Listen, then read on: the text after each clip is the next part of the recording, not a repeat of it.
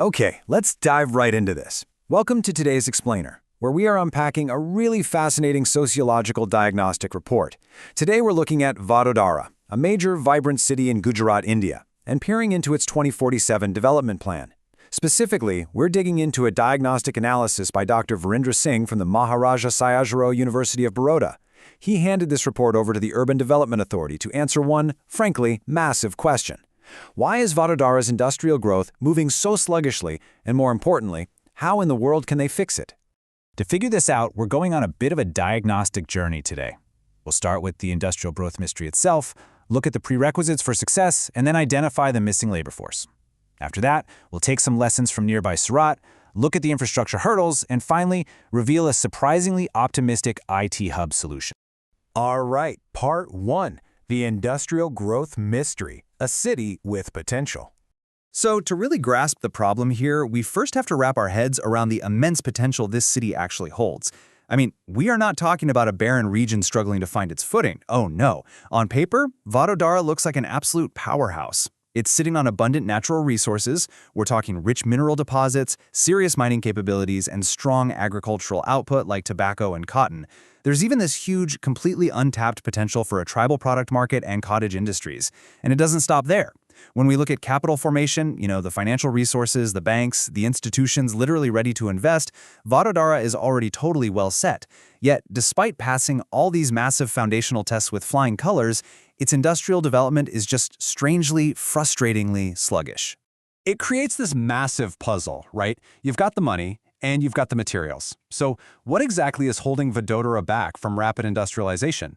Well, to solve this mystery, Dr. Singh proposes we use a specific diagnostic framework to basically check the city's vital signs. Which brings us to Part 2, Prerequisites for Industrial Success, the 9-point framework. You can kind of think of this framework as the essential grading rubric for literally any city hoping to boom industrially. For a city's industry to not just pop up, but actually expand and stay competitive, it needs a really precise combination of economic, social, and institutional factors. 9 of them, to be exact. Natural resources, capital formation, skilled and unskilled labor, infrastructure, technology, market availability, entrepreneurship, government support, and finally social and institutional factors. If these gears aren't all turning perfectly together, the whole machine just stalls. So the crucial point is, when we grade Vadodara against those foundational prerequisites, a huge red flag reveals itself. Resources, strong. Capital formation, well set. But look at that third factor, skilled and unskilled labor. Boom. This is where Vadodara hits a massive brick wall. The report flags this as a major setback. The workforce simply isn't there in the numbers required to fuel a massive industrial boom. Moving to Part 3. Vadodara's missing labor force, the crucial gap. This missing workforce? It's basically the primary illness diagnosed in the report. It's not a lack of ambition. It's literally a lack of hands on the factory floor. Dr. Singh puts it incredibly bluntly. He states, without proper labor support, no industry can develop. I know, it sounds super simple, but it is an absolute non-negotiable law of economics. You just cannot build a manufacturing empire without a massive, mobile, and willing workforce. But, why is Vadodara specifically struggling with this? Let's look at Part 4, Lessons from Surat's Success, the Diaspora Effect. To understand this weird gap, we literally just need to look down the road at Surat, a city that has seen absolutely explosive industrial growth. The contrast is wild. Surat is globally famous for its massive diamond and textile industries. But the secret sauce isn't just the product they make, it's the sociology behind who actually owns the factories. The diamond industry in Surat is largely owned by the North Gujarat diaspora, while the textile industry is heavily managed by the Marwari or Rajasthani diaspora. Vadodara, on the other hand, is just completely missing this entire cycle of cultural labor attraction. Let's break down how this actually builds, step by step, using a really cool sociological concept called snowball sampling. First, the diaspora establishes ownership of the industry in the city. Second, they need workers, right? So they naturally look back to their home regions.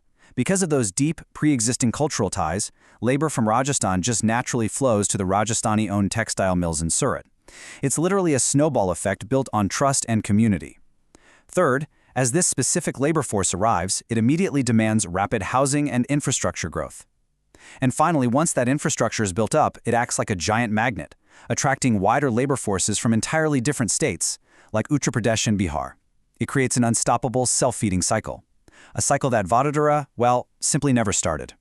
And this brilliantly illustrates a much larger, frankly mind-blowing historical reality. The report draws this fascinating parallel to the Industrial Revolution itself. Just look at America versus Britain and India. Britain actually invented the Industrial Revolution, but they, along with India, had these deeply entrenched feudal systems that tied people to the land and completely blocked labor mobility. America, however, totally lacked that rigid feudal structure. Labor could move easily, which allowed America's industrial growth to rapidly overtake Britain's. So the big takeaway here, labor mobility is the ultimate kingmaker for industry. Okay, part 5. Infrastructure and policy hurdles, breaking the bottlenecks. Now, while labor is the main issue, the report impartially outlines some very specific physical and institutional roadblocks that are just making the whole problem worse. First, on a purely physical level, there is a critical lack of direct railway connectivity between South Rajasthan and Vadodara. I mean, if you want to attract that Rajasthani labor force, you physically need a train to bring them there, right? Second, on an institutional level, the report notes that for real development to happen, there absolutely must be progress-oriented policymakers with direct state and central support. This is necessary to overcome what the report identifies as a local nexus of leaders, officials, and contractors who, unfortunately, may be willfully acting as bottlenecks to progress. To cut through all this red tape, Dr. Singh proposes something called the sociology of prediction. Essentially, this means bringing in academicians who truly deeply understand the urban, rural, and tribal dynamics at play here. It's all about using sociological insights to foresee potential problems in execution, plan for them accordingly, and run awareness programs that actually resonate with the people on the ground. Basically, you have to understand the society to build the industry. Which leads us to our final section. Part 6, the IT Hub Solution, a surprising geological pivot. But what if Vadodara doesn't actually need to fight this traditional manufacturing battle at all? This is where it gets really good. The report suggests completely flipping the script based on two massive, kind of hidden superpowers the city has. Now, what's really interesting about this is, first, there's a geological advantage. The city sits on land with zero seismogenic fault lines. It is incredibly, remarkably safe from earthquakes. Second, there's a huge educational advantage. Vadodara is already a massive hub of educational institutions, perfectly primed for the new National Education Policy, NEP 2020, which heavily emphasizes student internships. When you put those two factors together, this incredible, unique opportunity emerges. Think about it. Massive IT data storage centers require ultimate geographical stability. Literally, one earthquake can wipe out millions of dollars of infrastructure and data. So Vadodara's zero earthquake risk makes it the perfect, secure environment for this.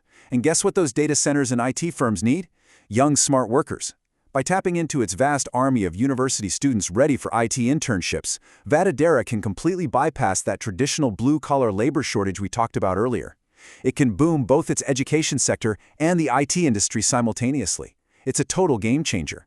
It's just a brilliant pivot from a heavy manufacturing past to a really slick, data-driven future, which leaves us with one final exciting question to consider. Will Vadodara successfully navigate its infrastructural hurdles, bypass its traditional labor shortage, and rise to become India's next earthquake-proof IT hub? It's a fascinating reminder for all of us that sometimes a city's biggest weakness in one era can actually mask its greatest strength for the next. The blueprint is there, the 2047 vision is set, and the potential is just undeniably huge. Thanks for learning with us today, and keep exploring.